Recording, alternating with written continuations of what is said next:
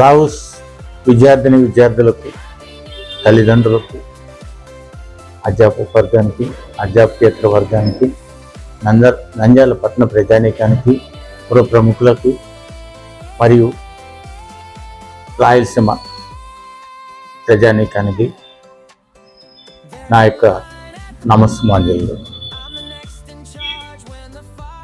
2026 జనవరి 1 నూతన సంవత్సర శుభాకాంక్షలతో పాటు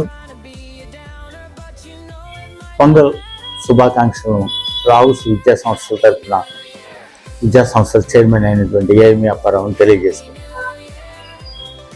ఈ నూతన సంవత్సరంలో మా విద్యార్థులు ఇటు జేఈలో 99%తో పాటు అటు మెడికల్లో అత్యధిక సీట్లతో మేము ముందుకు వస్తామని